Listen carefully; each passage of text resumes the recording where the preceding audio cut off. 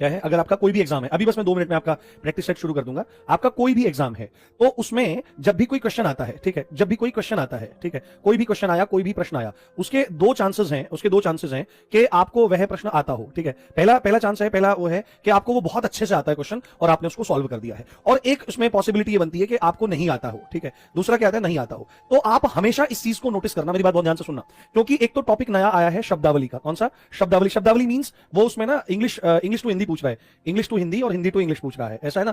तो word meaning type जैसे कह सकते हो। राजस्थान की परीक्षाओं में इस तरह के क्वेश्चन आते हैं जिनको कहा जाता है आपका पारिभाषिक शब्दावली, कि ऐसे टेक्निकल टर्म्स जो आपके ऑफिस में काम आएंगे, उन शब्दों को Hindi to English, English to Hindi में पूछने की कोशिश करता है। तो इसके लिए परेशान होने की बिल्कुल जरूरत नहीं है, ये ऐसे क्वेश्चंस में आ रहा है जो आपको नहीं आते हैं। तो सबसे पहले थोड़ा साइंस समझिए, थोड़ी सी चीजें समझिए कि जो क्वेश्चन आपको आता है, सपोज करो ये वो क्वेश्चन है और ये इसके ऑप्शन है, ए है, बी है, सी है, डी है, जो भी आपको आएगा आप तुरंत सपोज करो उसका बी है, तुरंत आप उसका आंसर बी लगाओगे, नेक्स्ट में आप बढ़ जाओगे। यही बात है, यस और नो? बताओ जल्दी, मुझे बहुत जबरदस्त बात बताने वाला हूं आपको मैं।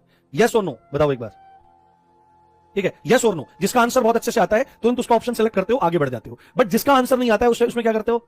ऐसे करने लगते हो, घुमा फिराते हो। तो जिनका आंसर नहीं आता, जैसे कि ये वाले क्वेश्चन और जैसे पत्राचार वाले क्वेश्चन, पत्राचार वाले ये पहली बार आ रहा है, तो ऐसे क्वेश्चन को कैसे हैंडल करना है जिससे आपका क्वेश्चन सही हो जाए, ज्यादा से ज्यादा चांसेस आपके बन जाए। पहली बात तो क्या काम करना है इसको सॉल्व करने के लिए, सपोज करो ऑप्शन ए है, ऑप्शन बी है, ऑप्शन सी है और ऑप्शन डी है। आपको क्वेश्चन बिल्कुल नहीं आता है, कोई मतलब दिमाग नहीं लगा ना, आपने उन चीजें पढ़ी है। तो ऐसे क्वेश्चन को सॉल्व करने के लिए ये वाली अप्रोच कभी भी काम नहीं करती कि आप ऑप्शन बी को लगा दिया और आपका काम हो गया। ऐसे में आपको क्या काम करना चाहिए? एलिमिनेट करना चाहिए चीजों को। क्या करना चाहिए? एलिमिनेट।